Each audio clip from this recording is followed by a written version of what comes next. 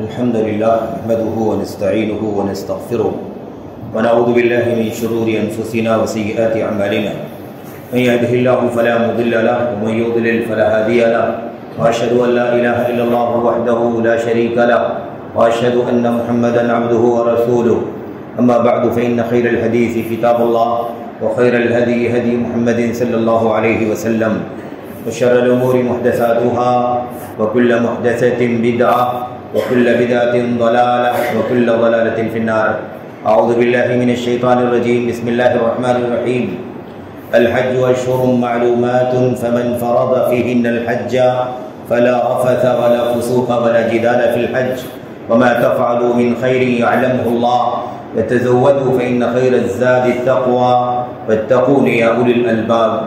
وقال أذن قائل وأذن في الناس بالحج يأتوك رجالا وعلى كل ضامر يأتين من كل فج عميق. وقال النبي صلى الله عليه وسلم تابعوا بين الحج والعمرة فإنهما ينفيان الفقر والذنوب كما ينفي الكير خبث الحديد والذهب والفضة أو كما قال النبي صلى الله عليه وسلم. وقال أذن قائل وقال النبي صلى الله عليه وسلم من حج لله فلم يرفث ولم يفسق رجع كيوم ولدته أمه. وقال النبي صلى الله عليه وسلم ما من مسلم يلبي إلا لبى عن يمينه وعن شماله من شجر أو حجر أو مدر حتى تنقطع الأرض من ها هنا وها هنا.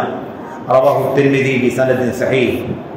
برادران اسلام، دیدی اور ملی بھائیوں، نوجوان دوستوں، احباب اور بزرگوں، قابل احترام اور بہنوں، عزیز بچوں، یہ ذی القعدہ کا مہینہ ہے اور اس میں بنیادی طور پر خصوصی عبادتوں میں سے سب سے بنیادی عبادت حج بیت اللہ ہے. اور اسی طرح سے اس مہینے کے ختم ہونے کے ساتھ ہی ذی الحجہ کی 10 تاریخ کو انشاءاللہ تبارک و تعالی جہاں حجاج کرام اپنے مناسک حج اور اعمال حج کی ادائیگی میں مشغول ہوں گے، وہیں ہم لوگ جو یہاں پر اپنے اپنے وطن میں ہیں، حج میں نہیں ہیں، وہ قربانی کی عبادت میں مشغول ہوں گے. گرچہ کے حجاج بھی جو حج تمتع کرنے والے اور قران کرنے والے ہوتے ہیں، یہ دونوں بھی قربانیاں کرتے ہیں، لیکن اس قربانی کا تعلق حج کے احکام سے ہے. وہ یہ قربانی نہیں ہے جو ہم اپنے اپنے وطن میں کرتے ہیں، عید الاضحیٰ والی قربانی نہیں ہے، بلکہ وہ حج بیت اللہ والی قربانی ہے. اگر حجاج حج بیت اللہ کر رہے ہیں، حجاج جو ہیں وہ حج تمتع کر رہے ہیں، قران کر رہے ہیں، تو وہ بھی قربانی کریں. لیکن اگر وہ حج میں رہتے ہوئے یہ سمجھیں کہ انہیں اب اپنے گھروں میں قربانی نہیں کرنی ہے، تو یہ بات درست نہیں ہے، بلکہ وہ جو قربانی کر رہے ہیں وہاں منا میں وہ ان کے حج کے احکام سے متعلقہ قربانی ہے. جو قربانی ہم اپنے وطن میں ہمیشہ کرتے ہیں، عید الاضحیٰ والی قربانی، وہ ان کے اوپر جیسے ہمیشہ مشروع ہے، ایسے حج میں رہتے ہوئے بھی مشروع ہے. انہیں چاہیے کہ اگر انہیں اللہ تبارک و تعالیٰ نے استطاعت دی ہے، طاقت دی ہے، تو اپنے گھر پر بھی وہ قربانی کا انتظام کریں، ان کے بچے کریں، ان کے گھر والے کریں. لیکن بہرحال حج بیت اللہ کی قربانی الگ ہے، عید الاضحیٰ کی قربانی الگ ہے. بہرحال یہ دونوں بڑی عبادتیں ہیں جو خصوصیت کے ساتھ یہ جو شوال کا مہینہ گیا ہے اس میں، اور یہ ذی القعدہ ہے، اور ایسے ذی الحجہ کی 10 تاریخ تک یہ حج کے موسم کہلاتے ہیں. یہ موسم حج ہے، اشہر حج ہے. اللہ تبارک و تعالیٰ نے فرمایا الحج اشہر معلومات. حج جو ہے وہ معلوم مہینوں میں طے ہے، معلوم مہینوں میں فرض ہے. اس لیے جو ان مہینوں میں حج بیت اللہ کے لیے عزم کر لے، حج بیت اللہ کے لیے چل پڑے، نکل پڑے، یا اس کا ارادہ کر لے، اسے چاہیے کہ وہ کیا کرے؟ فلا رفث ولا فسوق ولا جدال فی الحج. نہ تو اپنے حج کے اس کام میں، حج جیسی عبادت میں، نہ تو وہ رفث کرے، نہ تو وہ فسوق کرے، اور نہ ہی وہ عصیان کرے. کسی بھی طرح کا فلا رفث ولا فسوق ولا جدال، نہ وہ جدال کرے. تو رفث کہتے ہیں شہوت وغیرہ سے متعلق جو گناہ کے کام ہوتے ہیں، ہے نا، کسی غیر محرم پر نظر ڈالنا یا اور شادی بیاہ وغیرہ کا کام وہاں احرام کی حالت میں کرنا منع ہے. ایسے ہی مثال کے طور پر نکاح کا پیغام دینا ہے، اور جو بھی شہوت کے کام ہیں، یہ سارے شہوت کے کام رفث کہلاتے ہیں. ان سے بچنا ہے، ہمیشہ ہی بچنا ہے، اور حج بیت اللہ کے اندر خاص طور پر بچنا ہے. ساتھ ہی اللہ تعالیٰ نے فرمایا ولا فسوق، اور گناہ اور نافرمانی کا کام نہیں کرنا ہے۔ شہوت کے علاوہ سارے گناہ جتنے ہیں وہ سب فسوق میں آ جاتے ہیں، جس کو ہم لوگ فسق کہتے ہیں، یعنی اللہ تبارک و تعالیٰ کی اطاعت سے نکل جانا، جس کو ہم لوگ نافرمانی کہتے ہیں، گناہ کا کام کہتے ہیں، یہ کام بھی نہیں ہونا چاہیے۔ ولا جدال، اور آپس میں جھگڑا بھی نہیں ہونا چاہیے۔ جھگڑے والی بات آپ سوچئے، جہاں اللہ تبارک و تعالیٰ نے حج کے احکام بیان فرمائے اور وہاں پر فسوق نہیں کرنا ہے، رفث نہیں کرنا ہے، کوئی اللہ نے فرمایا کہ جھگڑا بھی نہیں ہونا چاہیے۔ اس کی وجہ یہ ہے کہ اللہ تبارک و تعالیٰ خوب جانتا ہے کہ حج بیت اللہ کی عبادت کی کیا نوعیت ہوتی ہے، کیا صورت ہوتی ہے۔ ساری دنیا کے عازمین حج اکٹھا ہو جاتے ہیں، ایک ہی علاقے میں سب اکٹھا رہتے ہیں، الگ الگ رنگ کے ہیں، الگ الگ نسل کے ہیں، الگ الگ مزاج کے ہیں، الگ الگ طبیعت کے ہیں، کوئی نرم ہے، کوئی سخت مزاج کا ہے، آپس میں ٹکراؤ اور جھگڑے کی نوبت آ سکتی ہے بھیڑ بھاڑ کی وجہ سے، اور آتی بھی ہے عام طور پر۔ اس لیے اللہ تبارک و تعالیٰ نے خصوصی طور پر یہ بات کہہ دیا کہ حجاج دیکھو، تمہیں نہ تو شہوت والا کام کرنا ہے، یہ بھی مسئلہ شہوت کا بھی کیسا ہے کہ ساری دنیا کے لوگ موجود ہیں، وہاں مرد بھی ہیں، عورتیں بھی ہیں، کم عمر کے لوگ بھی ہیں، بڑی عمر کے لوگ بھی ہیں، آدمی وہاں کالا بھی ہے، گورا بھی، ہر طرح کے لوگ ہیں، تو شہوت کا مسئلہ بھی آ سکتا ہے۔ اللہ تبارک و تعالیٰ نے حج کے احکام کے حوالے سے فرمایا کہ اس کے اندر رفث نہیں ہونا چاہیے اور فسق گناہ کا کام نہیں ہونا چاہیے، اور جھگڑے کا امکان ہے، اللہ تعالیٰ نے فرمایا کہ جدال اور جھگڑا بھی نہیں ہونا چاہیے۔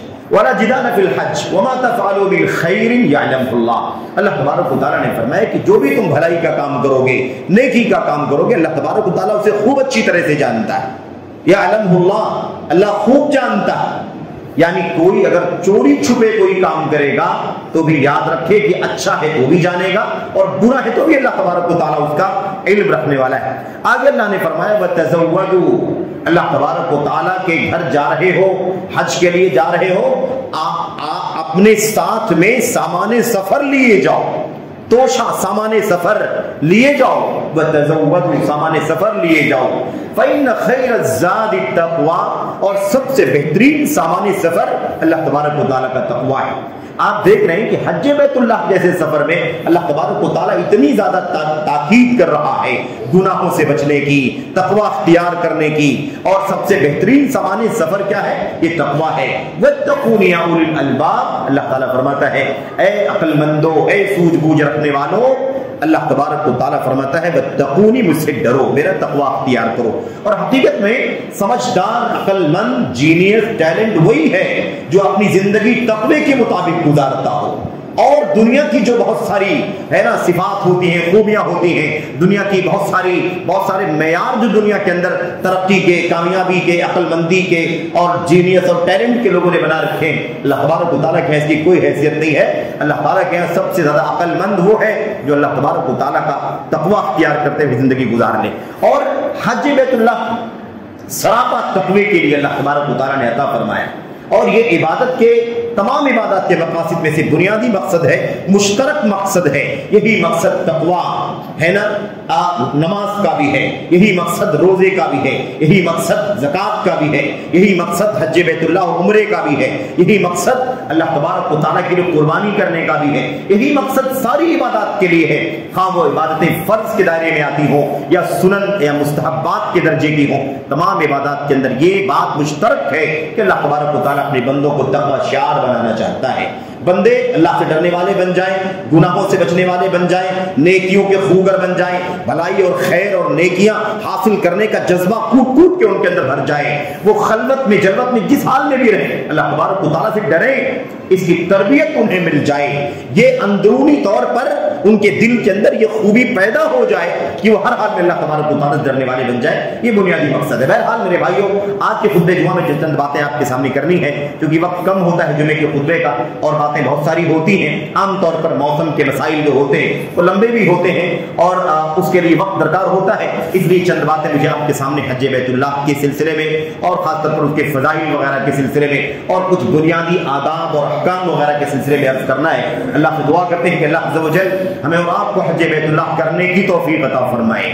حج کریں، حج کرنے سے پیچھے نہ ہٹیں۔ بہت سارے ہیلے بہانے ہماری اور آپ کی زندگی میں آتے ہیں، بعض مجبوریاں بھی ہوتی ہیں، لیکن اکثر بیشتر ہوتا یہ ہے کہ ہم بعض چیزوں کو جو وقتی ہوتی ہیں ان کو مستقل مجبوری بنا کر کے ہم حج بیت اللہ سے کنارہ کشی اختیار کرتے ہیں، اسے ٹالتے ہیں، اسے ملتوی کرتے ہیں، پوسٹ پون کرتے ہیں، اگلے سال دیکھا جائے گا، اس کے بعد دیکھا جائے گا، 2 سال کے بعد دیکھا جائے گا، ابھی فلاں کام کرنا ہے، فلاں کام کرنا ہے۔ تو سب سے پہلا مسئلہ مجھے آپ کے سامنے یہ رکھنا ہے میرے بھائیوں کہ حج بیت اللہ کرو، کثرت سے حج بیت اللہ کرو۔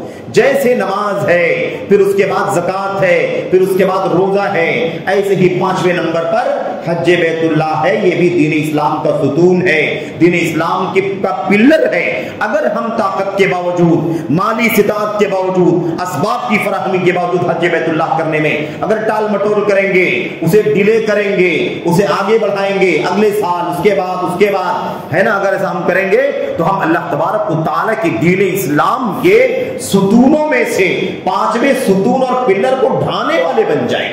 ہماری ذمہ داری ہے کہ ہم اس کا خیال کریں۔ جنہیں اللہ تبارک و تعالیٰ نے استطاعت دی ہے، طاقت دی ہے، ان کے پاس مال ہے، وسائل ہے، انہیں چاہیے کہ وہ جلد سے جلد حج کریں۔ جیسے طاقت بنے پہلا کام حج کریں، اس لیے کہ ہو سکتا ہے بے طاقت چھن جائے، ہو سکتا ہے مال نہ رہے، ہو سکتا ہے صحت نہ رہے، ہو سکتا ہے کوئی مشکل، مجبوری، کوئی ضرورت آ جائے۔ اللہ کے نبی علیہ الصلوۃ والسلام نے فرمایا تھا من اراد الحج فلیتعجل، جس نے حج کا ارادہ کیا ہو، اس کے پاس طاقت ہو گئی ہو، استطاعت ہو گئی ہو اللہ کے گھر تک پہنچنے، اور پیچھے اپنے بال بچوں کو چھوڑ کر جن کو وہ جائے گا، ان کے کھانے، خرچے، علاج، معالجہ، تعلیم، تربیت وغیرہ کے جو خرچے ورچے ہوتے ہیں، ان تمام کی ذمہ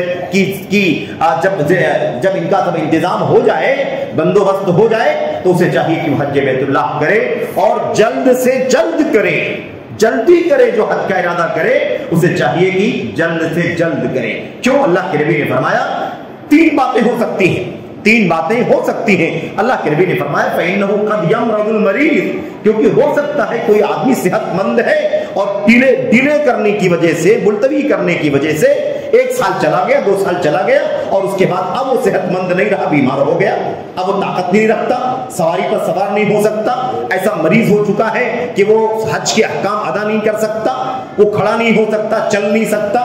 یہ سارے مسائل ہیں، اور آپ جانتے ہیں کہ حج بیت اللہ جہاں مالی عبادت ہے وہی وہ بدنی عبادت بھی ہے، جسمانی عبادت، اس لیے اس کے اندر صحت تندرستی کا بہت بڑا دخل ہے میرے بھائیوں۔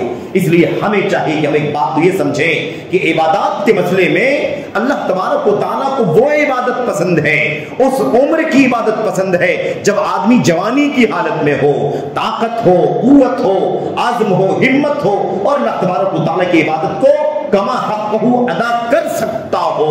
اس وقت اللہ تبارک و تعالیٰ کی طرف سے، اللہ تبارک و تعالیٰ کے لیے بندے کی طرف سے کی ہوئی عبادت سب سے زیادہ محبوب ہے۔ اس لیے کہ جب آدمی کسی لائق نہیں رہ جاتا ہے، اب وہ دنیا نہیں کما سکتا، وہ دنیا کے لیے دوڑ بھاگ نہیں کر سکتا، دنیاوی فائدہ نہیں حاصل کر سکتا، اب مجبور ہو چکا ہے، تب تو مسجد میں آ کر کے بیٹھے گا ہی، تب تو تسبیحات کرے گا ہی، تب تو اذان کے پہلے سے پہنچ کر کے رہے گا ہی۔ یہ تو ایک آخری چیز ہوتی ہے، یہ اللہ تبارک و تعالیٰ کو پسند نہیں میرے بھائیوں۔ اللہ تبارک و تعالیٰ کو یہ پسند ہے کہ آدمی جوانی کی حالت میں ہو، طاقت و قوت کی حالت میں ہو، جب دنیا کی رنگینیاں اسے کھینچ رہی ہو، لیکن پھر بھی وہ ان کو کچل کر کے اللہ تبارک و تعالیٰ کی عبادت کے لیے حاضر ہوتا ہو، ایسی عبادت اللہ تبارک و تعالیٰ کو پسند ہے۔ تو ایک بات تو یہ ہو گئی۔ دوسری بات یہ ہے، اللہ کے نبی نے فرمایا ہو سکتا ہے آدمی مریض ہو جائے۔ دوسری بات آپ نے فرمایا ہو سکتا ہے اس کی سواری، ہو سکتا ہے اس کی سواری کھو جائے، غائب ہو جائے، تضل الضالہ، اس کی سواری کھو جائے۔ اس زمانے میں سواری لوگ اپنے اونٹوں سے، اپنے خچروں سے، اپنے گدھوں سے یا گھوڑوں سے سواری کر کے حج بیت اللہ کیا کرتے تھے۔ اللہ کے نبی علیہ السلام نے اس ماحول میں ارشاد فرمایا ہو سکتا ہے کہ اس کی سواری کھو جائے، آج ہے کل کھو جائے، غائب ہو جائے، پھر سفر نہ کر سکے۔ تیسری بات اللہ کے نبی علیہ السلام نے فرمائی او تعرض الحاجہ، اور ہو سکتا ہے کوئی حاجت اور ضرورت بیچ میں آڑ بن کر کے کھڑی ہو جائے اور آپ حج بیت اللہ کرنا بھی چاہیں تو نہ کر سکیں۔ ایسا ہو کتنی مرتبہ ہوتا ہے کہ آپ حج کرنے کے لیے سوچا لیکن یہ مشکل آ گئی، یہ حادثہ ہو گیا، یہ پریشانی آ گئی، ایسا مسئلہ پیش آ گیا، اس لیے میں حج نہیں کر پاؤں گا۔ تو اللہ کے نبی علیہ السلام فرماتے ہیں جلد سے جلد حج کرو۔ اور ایک بات اور یاد رکھیں میرے بھائیوں، حج بیت اللہ کی جنہیں طاقت دی، حج بیت اللہ کی طاقت جنہیں اللہ تبارک و تعالیٰ نے عطا فرمائی ہے، اگر وہ طاقت کے باوجود حج نہ کریں تو بہت بڑا جرم اور سنگین قسم کا گناہ ہے اللہ تبارک و تعالیٰ کی نظر میں. اس لیے ڈیڑھ نہ کرو. ہم کہتے ہیں نا ابھی فلاں فلاں کام کرنا ہے, بچے کی شادی کرنی ہے, بیٹی کی شادی کرنی ہے, گھر خریدنا ہے, اور یہ فلاں کام ہے فلاں کام ہے, اس وجہ سے ہم لوگ اس سال حج نہیں کریں گے, آئندہ سال سوچیں گے, 2 سال کے بعد سوچیں گے. یہ خطرناک ہے, یہ خطرناک ہے میرے بھائیوں. جب استطاعت ہوئی تو ہمیں چاہیے کہ حج بیت اللہ کریں, اسے ملتوی نہ کریں. کس نے آئندہ سال دیکھا ہے, کس نے آئندہ سال کے بعد والا سال دیکھا ہے؟ ہم کچھ نہیں کہہ سکتے. کتنے ہمارے بھائیوں کی, بزرگوں کی, کتنی ہماری ماؤں کی, بہنوں کی تمنائیں حج بیت اللہ کی دل میں رہ گئی, اور ملتوی کرنے کی وجہ سے وہ حج نہیں کر سکے, دنیا سے چلے گئے. میرے بھائیوں اس لیے ہونا یہ چاہیے کہ ہم جلد سے جلد حج کریں, اس میں تاخیر نہ کریں. آپ کو یاد ہوگا حضرت عمر بن خطاب رضی اللہ تعالیٰ عنہ کا دور خلافت ہے, انہوں نے حج بیت اللہ کے حوالے سے یہ عظیم الشان تاریخی بات ارشاد فرمائی تھی. انہوں نے کہا تھا جو لوگ حج بیت اللہ کی طاقت رکھتے ہیں اور اس کے باوجود حج نہیں کرتے ہیں, میں سوچ رہا ہوں کہ ایک ٹیم تیار کروں, ایک کمیٹی بناؤں, ایک ٹیم تیار کروں اور انہیں ان لوگوں کے پاس بھیجوں جن لوگوں کے پاس حج کرنے کی طاقت ہے لیکن وہ حج نہیں کر رہے ہیں. 1 سال سے, 2 سال سے, 3 سال سے, اس سے زیادہ سے اسے ڈیلے کر رہے ہیں, حج بیت اللہ نہیں کر رہے ہیں. میں سوچتا ہوں کہ ایک ٹیم بنا کر کے ان کو بھیجوں, اور ایسے لوگوں پر جو طاقت کے باوجود حج نہیں کر رہے ہیں وہ ان کے اوپر جا کر کے ٹیکس نافذ کر دیں, خراج نافذ کر دیں, جیسے غیر مسلموں پر ٹیکس نافذ کیا جاتا ہے جو اسلامی حکومت میں آ کر کے اسلامی حکومت کی منظوری کے ساتھ اور ٹیکس دے کر کے اسلامی حکومتوں میں رہتے ہیں لیکن مسلمان نہیں ہوتے ہیں. عمر بن خطاب نے فرمایا ایسا میں سوچتا ہوں کہ ان کے پر ٹیکس نافذ کر دوں. ما ہم بمسلمین ما ہم بمسلمین, ایسے لوگ صحیح معنوں میں مسلمان نہیں ہو سکتے, ایسے لوگ صحیح معنوں میں مسلمان نہیں ہو سکتے جو طاقت کے باوجود اللہ تبارک و تعالیٰ کے دین کا ایک ستون حج بیت اللہ ہے اسے وہ ڈھا رہے ہیں, اسے ملتوی کر رہے ہیں. کیوں نہیں حج کرتے؟ اگر طاقت کے باوجود حج نہیں کرتے تو دنیا غالب ہے, ہوس غالب ہے, خواہشات غالب ہے, اور انسان اسے ملتوی کرتا ہے کیونکہ اس کے اندر مال لگنے والا ہے, پیسہ لگنے والا ہے, خرچ ہونے والا ہے. یہ چیز نہیں ہونی چاہیے. عمر بن خطاب کہتے ہیں ایسے لوگ صحیح معنوں میں مسلمان نہیں ہو سکتے جو طاقت کے باوجود حج نہیں کرتے. تو یہ بہت خطرناک مسئلہ ہے. ایک بات تو یہ ہو گئی. دوسری بات یہ ہے میرے بھائیوں کہ حج بیت اللہ ہم کریں گے تو ہمیں بہت سارے منافع ملیں گے, بہت سارے فائدے, بہت سارے فضائل, بہت سارے انعامات, نوازشات, مغفرت کے پروانے اللہ تبارک و تعالیٰ عطا فرمائے گا. بھلا بتاؤ میرے بھائیوں ہم میں سے کون ہے جو جنت کی تمنا نہیں کرتا؟ ہم میں سے کون ہے جو مغفرت نہیں چاہتا؟ ہم میں سے کون ہے جو گناہوں کی بخشش نہیں چاہتا؟ ہم میں سے کون ہے جو اللہ تبارک و تعالیٰ کے یہاں اپنی درجات کی بلندی نہیں چاہتا؟ ہر آدمی چاہتا ہے. تو جسے اللہ تبارک و تعالیٰ طاقت عطا فرمائے اسے چاہیے کہ وہ حج بیت اللہ ضرور کرے. اللہ کے نبی محمد رسول اللہ صلی اللہ علیہ وسلم کی کئی حدیثیں اس حوالے سے موجود ہیں. آپ سنتے رہتے ہیں, میں آپ کے سامنے 2-3 حدیثیں 4 حدیثیں ہے نا میں آپ کے سامنے دہرا دیتا ہوں تاکہ وہ تازہ ہو جائے, تاکہ اس کا اعادہ ہو جائے. اللہ کے نبی محمد رسول اللہ صلی اللہ علیہ وسلم نے ارشاد فرمایا, آپ نے فرمایا تابعوا بین الحج والعمرہ فإنهما ينفيان الفقر والذنوب كما ينفي الكير خبث الحديد والذهب والفضة. اے میرے ساتھیوں, اے میری امت کے لوگوں, اے پیروکاروں, حج کرو, اس کے پیچھے عمرہ کرو, پھر اس کے پیچھے حج کرو, پھر اس کے پیچھے عمرہ کرو, عمرے کے بعد حج, حج کے بعد عمرہ, عمرے کے بعد حج, حج, ایسے مسلسل کرتے رہو. تابعو, ایک کے پیچھے دوسرا, دوسرے کے پیچھے پہلا, پہلے کے پیچھے دوسرا, یعنی حج کے بعد عمرہ, عمرے یعنی حج عمرہ, حج عمرہ مسلسل کیا کرو. اللہ کے نبی صلی اللہ علیہ وسلم فرماتے ہیں جس کے پاس طاقت ہو وہ حج عمرہ بار بار کرے, بار بار حج عمرہ کرے. کیوں؟ اس لیے کہ یہ دونوں چیزیں حج اور عمرہ ان کی فضیلت دیکھو. اللہ کے نبی صلی اللہ علیہ وسلم نے فرمایا فإنهما ينفيان الفقر والذنوب كما ينفي الكير خبث الحديد. یہ دونوں چیزیں فقیری اور محتاجگی کو, فقیری اور محتاجگی کو اور گناہوں کو, 2 چیزیں فقیری محتاجگی اور نمبر 2 گناہ, ان دونوں چیزوں کو ایسے مٹا دیتے ہیں. حج اور عمرہ فقیری محتاجگی اور گناہوں کو ایسے مٹا دیتے ہیں جیسے بھٹی لوہے کے میل کچیل کو ختم کر دیتی ہے، سونے اور چاندی کی گندگی کو جلا کر کے ختم کر دیتی ہے۔ ہم لوگ سوچتے ہیں کہ حج کریں گے تو 5 لاکھ خرچہ ہو جائے گا، 2 لوگ جائیں گے 10 لاکھ خرچہ ہو جائے گا، یا اور سے زیادہ کم زیادہ خرچہ ہو جائے گا، اس لیے ہم ملتوی کرتے ہیں، سوچتے ہیں 10 لاکھ میں تو فلاں کام ہو جائے گا، 15 لاکھ میں فلاں کام ہو جائے گا، ابھی اس پیسے کو حج میں نہ لگاؤ، اگلے سال دیکھیں گے، اس کے بعد دیکھیں گے۔ ہم سوچتے ہیں حج بیت اللہ کریں گے پیسہ خرچ ہو جائے گا تو فقیری آ جائے گی، فقیری آ جائے گی، مال کم ہو جائے گا۔ محمد رسول اللہ صلی اللہ علیہ وسلم فرماتے ہیں حج عمرہ کرنے سے فقیری آتی نہیں ہے، فقیری جاتی ہے، محتاجگی ختم ہوتی ہے۔ ہماری سمجھ میں آتا ہے، کبھی نہیں سمجھ میں آتا۔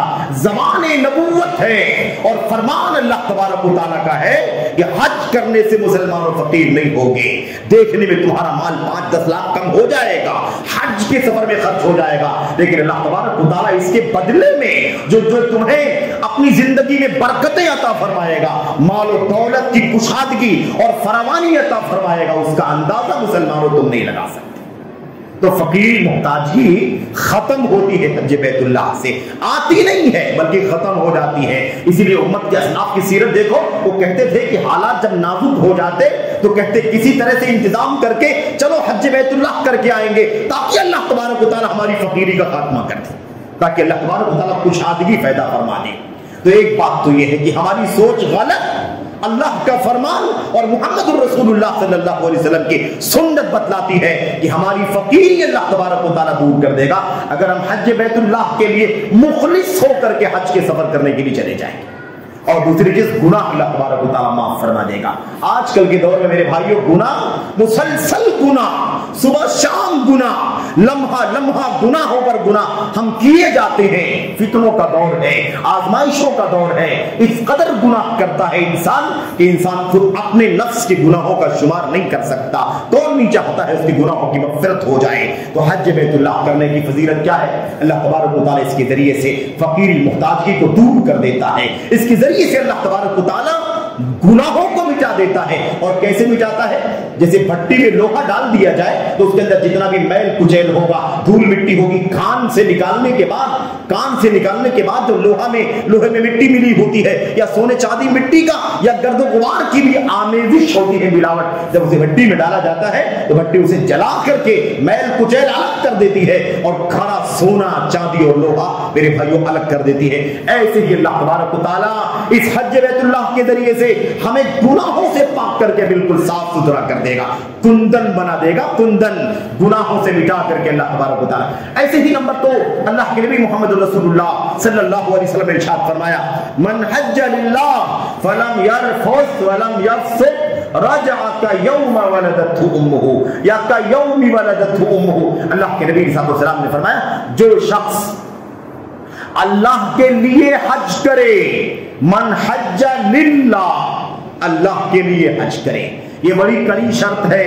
اللہ کے لیے نماز، اللہ کے لیے روزہ، اللہ کے لیے زکات، اللہ کے لیے حج و عمرہ، اور یہ حج و عمرہ تو اور زیادہ اللہ کے لیے، کیونکہ یہ تو مال والی عبادت ہے، اس کو تو مکہ میں جا کے کرنا ہوتا ہے، مشاعر مقدسہ میں پہنچ کے کرنا ہوتا ہے۔ جو بھی حج کا پلان کرتا ہے، جس کو پتہ چلتا ہے، اس کو یہ بھی معلوم پڑ جاتا ہے کہ فلاں صاحب کے پاس 5 لاکھ 10 لاکھ کی ہے نا فراوانی ہو گئی ہے، تب یہ حج بیت اللہ کرنے کے لیے جا رہے ہیں۔ 2 آدمی جا رہے ہیں، 10 لاکھ 20 لاکھ خرچہ ہوگا، 4 لوگ جا رہے ہیں، اتنا پیسہ خرچہ ہوگا۔ مال والی عبادت ہے، ریاکاری کا خطرہ زیادہ ہے، دکھاوے کا، نام کا، چرچے کا خطرہ زیادہ ہے، اس لیے خاص طور پر للہ، جس نے اللہ کے لیے حج کیا، یعنی اللہ کو راضی کرنے کے لیے، اللہ کو خوش کرنے کے لیے۔ اللہ کے نبی محمد رسول اللہ صلی اللہ علیہ وسلم جب حج بیت اللہ کیا تھا نا، ایک ہی حج تو کیا اللہ کے نبی نے، جب آپ نے حج کیا اور آپ نے لبیک پکارنا، جب آپ نے پکارا، اس وقت آپ نے کہا تھا اللہم ہذہ حجۃ لا ریاء فیہا ولا سمعہ، اے اللہ تبارک و تعالیٰ، یہ جو میں حج کرنے کے لیے تیری بارگاہ میں آ رہا ہوں، اس حج میں کوئی ریاکاری نہیں ہے، کوئی دکھاوا نہیں۔ اللہ کسی کو دکھانے کے لیے نہیں آ رہا ہو، کسی کو سنانے کے لیے نہیں آ رہا ہو، کوئی ریا نہیں، کوئی نمود نہیں، کوئی شہرت نہیں، کوئی نام نہیں، کوئی چرچا نہیں چاہتا ہو، اللہ تجھے راضی کرنے کے لیے حج کرنے کے لیے آ رہا ہوں۔ تو یہ ہماری اور آپ کی ذمہ داری ہے کہ حج کس کے لیے ہو؟ اللہ کے لیے، اور اللہ کے لیے حج ہوگا تبھی یہ سارے فضائل اور یہ ساری اہمیت جو ہم سن رہے ہیں یہ سب ہمیں حاصل ہوں گے۔ اللہ کے نبی نے فرمایا جو اللہ کے لیے حج کرے وہ شہوت کا کام نہ کرے، شہوت والے گناہ نہ کرے، عام گناہ نہ کرے اور جھگڑا جھنجٹ نہ کرے۔ اللہ کے نبی صلی اللہ علیہ وسلم فرماتے ہیں رجع، وہ لوٹے گا حج کر کے ایسے ہو کر کے جیسے آج ہی اس کی ماں نے اسے اپنے پیٹ سے پیدا کیا ہو۔ جیسے بچہ اپنی ماں کے پیٹ سے پیدا ہوتا ہے تو گناہوں سے پاک ہوتا ہے، ابھی ماں کے پیٹ سے جنم لیا ہے، اس نے کوئی گناہ نہیں کیا، کوئی اللہ کے حق کا گناہ نہیں کیا، کوئی بندوں کے حق کا گناہ نہیں کیا۔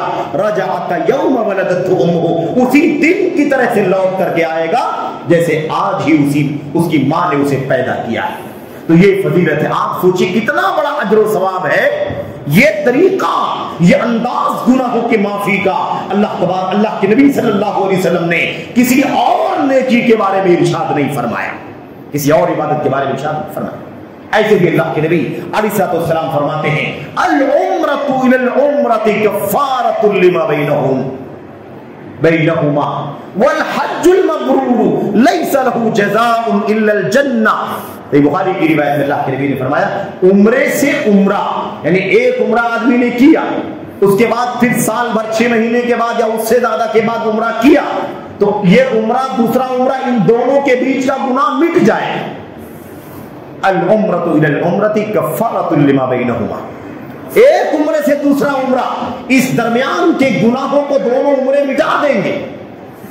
والحج المبرور لیس له جزاء الا الجنہ، اور حج مبرور کا بدلہ، اس کا صلہ، اس کا اجر جنت کے سوا کچھ نہیں، جنت ہی بدلہ ہے حج مبرور کا۔ لیکن یہ مبرور کیا ہے؟ ہم لوگ عام طور پر کہتے ہیں حج مبرور یعنی حج مقبول، قبول ہونے والا حج۔ مبرور کا معنی مقبول نہیں ہوتا لیکن اس کا معنی کیا جاتا ہے مقبول۔ مبرور کا معنی ہوتا ہے بر اور نیکی سے بھرا ہوا حج۔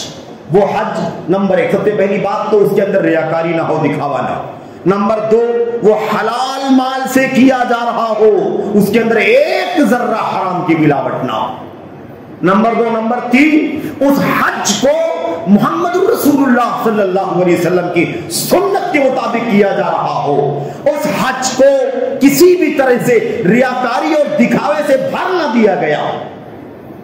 آج کل حج کرنے کے لیے ہمارے بھائی حجاج یا حجنے جاتی ہیں، عازمین حج اور عازمات حج کرنے کے لیے جب نکلتے ہیں تو نکلنے سے ہی، بالکل گھر کے نکلنے کے ساتھ سے ہی بلکہ گھر کے اندر سے فوٹوگرافی کا سلسلہ شروع ہو جاتا ہے۔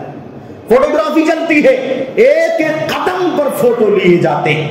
یہاں پر فوٹو، گھر سے نکلنے کے بعد فوٹو، گاڑی میں بیٹھنے کے بعد فوٹو، ایئرپورٹ پہنچنے کے بعد فوٹو، اس کے بعد بورڈنگ کے ٹائم، امیگریشن کے ٹائم، ہر قدم قدم پر فوٹو لیے جاتے ہیں۔ وہاں پہنچنے کے بعد مکہ میں، اس کے بعد طواف کرتے ہوئے، اس کے بعد ہاتھ اٹھا کر کے، اس کے بعد صحیح کرتے ہوئے، ہر جگہ فوٹو۔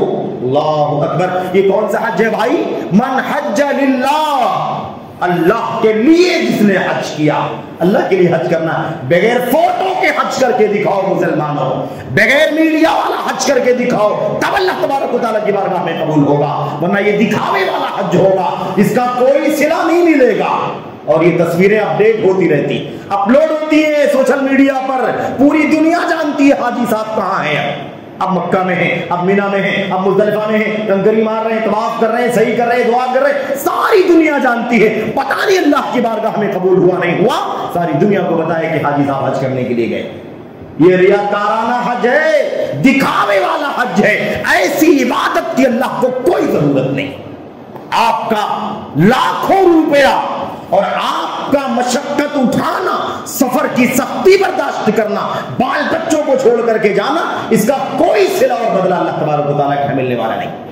اس لیے دوسری بات یہ ہے کہ کوئی کام ریاکاری والا، دکھاوے والا نہیں ہونا چاہیے۔ اللہ کے لیے حج کرو۔ ایسے ہی حج بیت اللہ کے اندر خاص بات یہ بھی آپ کو یاد رہے کہ مال کا انتظام کرنے کے ساتھ ساتھ اس کے اسباب کا، ٹکٹ، ویزا وغیرہ وغیرہ، اس کا انتظام کرنے کے ساتھ ساتھ ہماری ذمہ داری کیا ہے کہ ہم یہ بھی سوچیں کہ حج کرنے کا طریقہ کیا ہے، سنت کے مطابق ہم حج کیسے کریں گے۔ حج کا مسنون طریقہ اپنے علماء سے اچھی طرح سے سیکھ کر کے، دعائیں یاد کر کے، پوری بصیرت کے ساتھ حج بیت اللہ کا سفر کرنا چاہیے۔ خالی جانے کا اور آنے کا نام حج نہیں ہے۔ کتنے لوگ جاتے ہیں میرے بھائیوں، ملاقات ہوتی ہے وہاں، حج کرنے کے لیے گئے ہوئے ہیں، آ تو گئے ہیں لیکن انہیں کچھ نہیں پتا ہے کہ کرنا کیا ہے، کرنا کیا ہے۔ کوئی دیکھی دیکھا کرتا ہے، میرے بھائیوں دیکھی دیکھا کرنے میں آپ کا حج ضائع بھی ہو سکتا ہے۔ نہ جانے کیسے کیسے خرافات کرنے والے لوگ یہاں سے غیر شرعی طریقہ حج کا سیکھ کر کے جاتے ہیں اور وہاں پر دنیا بھر کی خرافات اور بدعات کے ساتھ، منکرات کے ساتھ حج کر کے واپس آتے ہیں۔ تو ہمیں جہاں چاہیے کہ ہم مال کا انتظام کریں، وہاں تک جانے کا انتظام کریں، اسی کے ساتھ ساتھ اس سے زیادہ ضروری ہے کہ ہم حج بیت اللہ کی ادائیگی کا، سنت کا طریقہ اور اس کا علم حاصل کر کے حج کرنے کے لیے جائیں، تاکہ اللہ تبارک و تعالیٰ ہمارے حج کو قبول فرمائے۔ میں کہہ رہا تھا کہ حج مبرور کا معنی مقبول نہیں، لیکن اس کا معنی بتایا جاتا ہے مقبول۔ کیوں؟ اس لیے کہ مبرور کے معنی ہوتے ہیں بر اور نیکی سے بھرا ہوا، صرف نیکی نیکی نیکی بھلائی، گناہ نہیں ہونا چاہیے اس حج کے اندر۔ جو حج گناہوں سے بچا ہوا ہو، نیکیوں سے بھرا ہوا ہو، ایسے حج کو حج مبرور کہا جاتا ہے، اور ایسا ہی حج مقبول ہوتا ہے، اسی لیے اس کو حج مقبول کہا جاتا ہے۔ اللہ کے نبی نے فرمایا اس کا بدلہ جنت کے سوا کچھ نہیں۔ ایسے ہی اللہ کے نبی محمد رسول اللہ صلی اللہ علیہ وسلم کی اور بھی حدیثوں میں سے ایک حدیث اور پیش کر دیتے ہیں۔ حضرت عمرو بن عاص رضی اللہ تعالیٰ عنہ، عمرو بن عاص صحابی رسول ہیں، جب ان کی موت کا وقت قریب آیا، پتا چلا کہ آخری ایام، آخری وقت چل رہا ہے، شاید اس میں بھی وفات ہو جائے، زندگی نہ ملے، لوگ آئے قریبی ملنے کے لیے آئے، تعزیت کرنے کے لیے، یعنی خبر گیری کرنے کے لیے آئے، تو وہ بتانے لگے اپنا واقعہ، کہتے ہیں مجھے یاد آتا ہے کہ میں نبی کریم صلی اللہ علیہ وسلم کے پاس جب کفر کی حالت میں تھا، کافر تھا، مشرک تھا، اسلام کی نعمت نہیں ملی تھی، میں اللہ کے نبی کے پاس آیا اور میرے دل کے اندر ایمان کی، اسلام کی محبت آئی، میں نے سوچا اللہ کے نبی کے پاس پہنچ کر کے اسلام قبول کر لوں، مسلمان ہو جاؤں۔ میں نے اللہ کے نبی سے کہا، میں نے اے محمد، میں آپ صلی اللہ علیہ وسلم، میں آپ کے ہاتھ پر ہاتھ رکھ کر کے مسلمان ہونا چاہتا ہوں، مسلمان ہونا چاہتا ہوں۔ اللہ کے نبی نے ہاتھ پھیلایا، ہاتھ رکھو اس پر اور پڑھو لا الہ الا اللہ محمد رسول اللہ، یا اشہد ان لا الہ الا اللہ واشہد ان محمد رسول اللہ۔ آپ نے ہاتھ پھیلایا، حضرت عمرو بن عاص نے پہلے ہاتھ پھیلایا، جب اللہ کے نبی نے ہاتھ پھیلایا تو انہوں نے اپنا ہاتھ سمیٹ لیا۔ اللہ کے نبی نے فرمایا کیا بات ہے، ما لک یا عمرو بن عاص، کیا ہو گیا، تم نے ہاتھ بڑھا کر سمیٹ کیوں لیا؟ کہا اللہ کے نبی اس لیے سمیٹ لیا کہ میں اسلام لانا تو چاہتا ہوں، لیکن ایک شرط لگا کر کے اسلام لانا چاہتا ہوں، ایک کنڈیشن ہے میری اسلام لانے کے بعد، ارادہ میں نے کیا اسلام لانے کا، لیکن ایک کھٹک ہے میرے دل میں چاہتا ہوں کہ وہ شرط لگا لوں۔ اللہ کے نبی نے فرمایا ماذا تشتری، کیا شرط لگانا چاہتے ہو؟ حضرت عمرو بن عاص کہتے ہیں میں نے کہا اللہ کے نبی سے ایغفر لی، شرط یہ ہے اللہ کے نبی کہ میں کفر و شرک کا، میرے بھائیوں، پورا عقیدہ چھوڑ کر کے، توبہ کر کے آپ کے ہاتھوں میں ہاتھ دینے جا رہا ہوں۔ اللہ تبارک و تعالیٰ کی وحدانیت کا کلمہ، شرط یہ ہے کہ میرے سارے پچھلے گناہ معاف ہو جائیں، پچھلے گناہ معاف ہو جانا چاہیے، میری مغفرت ہو جانی چاہیے، بخشش ہو جانی چاہیے۔ اللہ کے نبی صلی اللہ علیہ وسلم نے فرمایا ٹھیک ہے، ہاتھ پھیلاؤ اور ہاتھ پر ہاتھ رکھ کے بیعت کرو۔ کیا تمہیں نہیں معلوم ان الہجرۃ تہدم ما کان قبلها؟ عمرو بن عاص، شاید تم کو نہیں معلوم کہ جو اللہ کی رضا کے لیے ہجرت کرتا ہے، ہجرت اس کے پچھلے سارے گناہوں کو معاف کر دیتی ہے۔ وَأَنَّ الْإِسْلَامَ يَهْدِمُ مَا كَانَ قَبْلَهُ، اور اسلام جب انسان قبول کرتا ہے تو اسلام پچھلے سارے گناہوں کو مٹا دیتا ہے۔ اور اللہ کے نبی نے وہی ایک بات اور فرمائی تھی، وَأَنَّ الْحَجَّ يَهْدِمُ مَا كَانَ قَبْلَهُ، حج بھی پچھلے سارے گناہوں کو معاف کر دیتا ہے۔ تو حج گناہوں کو مٹانے والا بہت بڑا ذریعہ ہے۔ ایک بات البتہ یہاں پر میں آپ کے سامنے کرنا چاہتا ہوں، جیسے ہر جگہ اس کی ضرورت ہوتی ہے یہاں بھی، کہ دیکھیے جن گناہوں کی معافی کی بات چل رہی ہے، پچھلے سارے گناہ، اس سے مراد اللہ کے حق والے گناہ ہیں، اللہ کے حق والے گناہ معاف ہوں گے، بندے کے حق والے گناہ معاف نہیں ہوں گے۔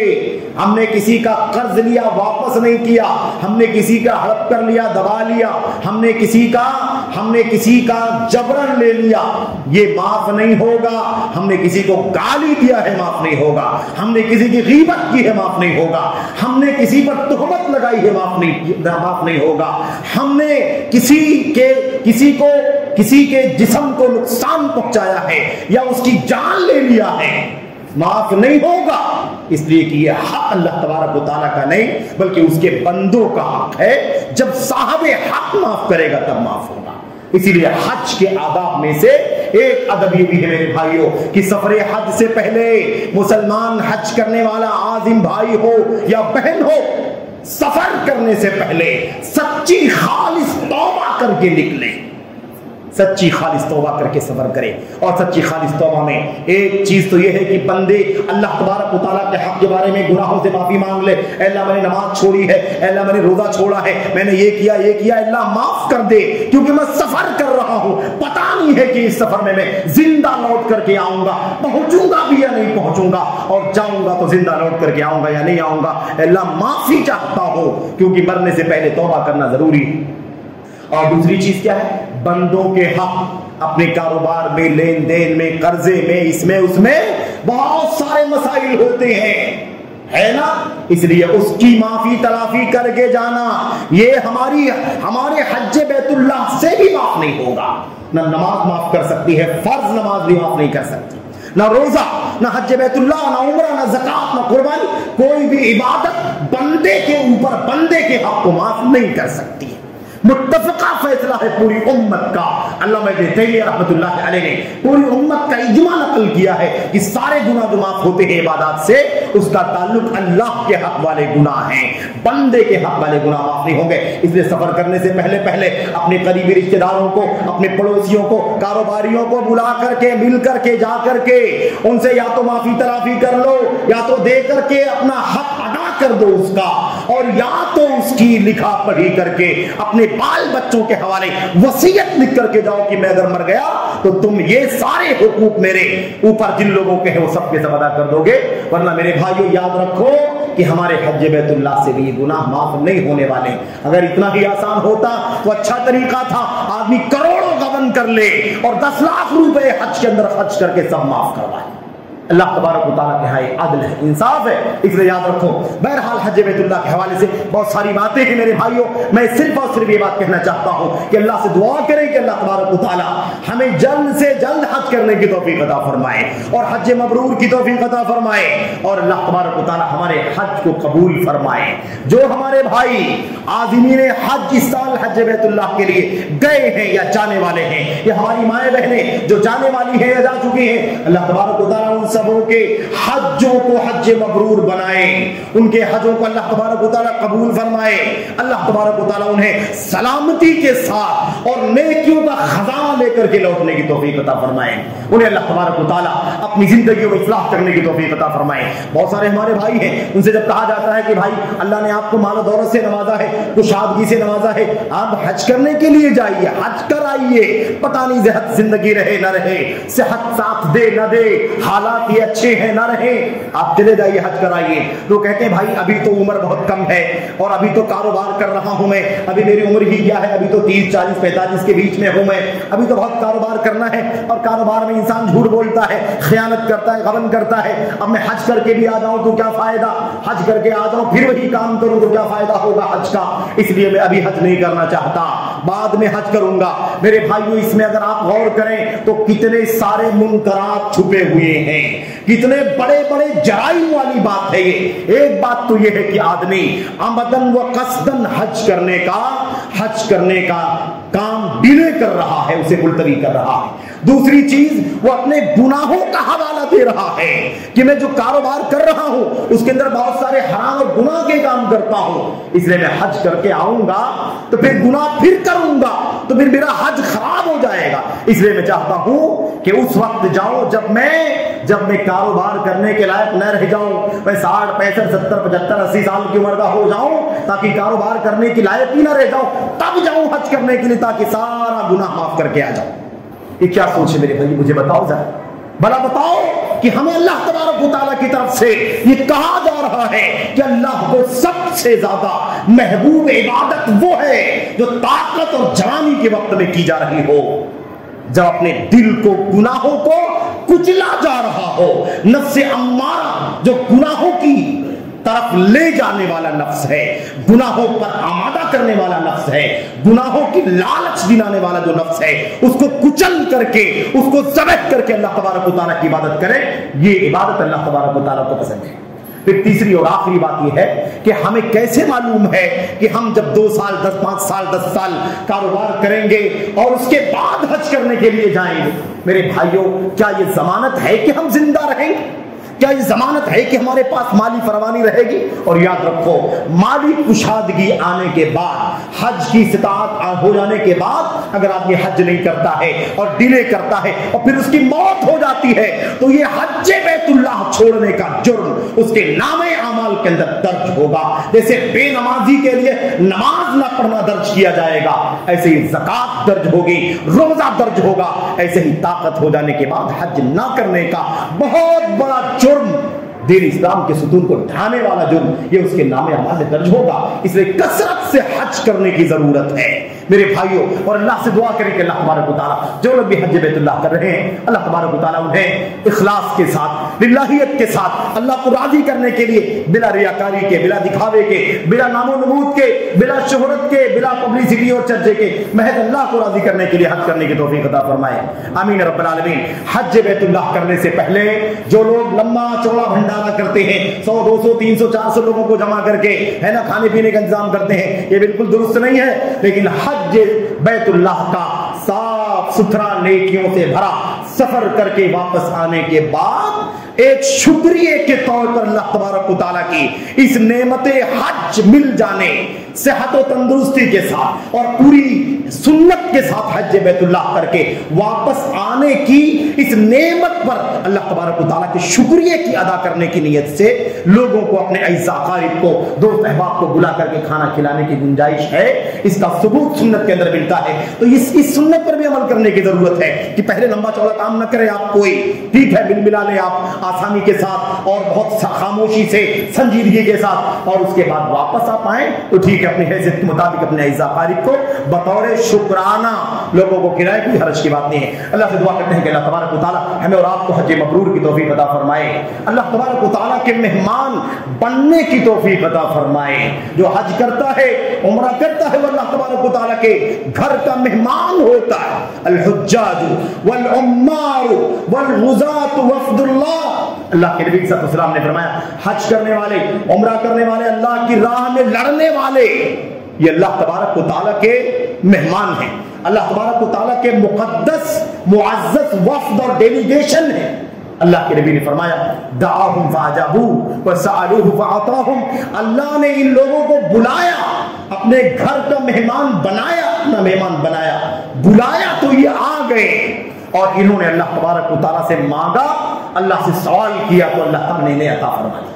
تو ہمیں چاہیے کہ ہم اس اعزاز کو سمجھیں، اس محبت کو سمجھیں، اس اللہ تبارک و تعالیٰ کی طرف سے ملنے والے شرف اور سعادت کو سمجھیں۔ اللہ تبارک و تعالیٰ ہمیں اور آپ کو اس کی توفیق عطا فرمائے، آمین رب العالمین۔ صلی اللہ وسلم وبارک علی نبینا محمد وعلی آلہ وصحبہ اجمعین۔ السلام علیکم ورحمۃ اللہ وبرکاتہ۔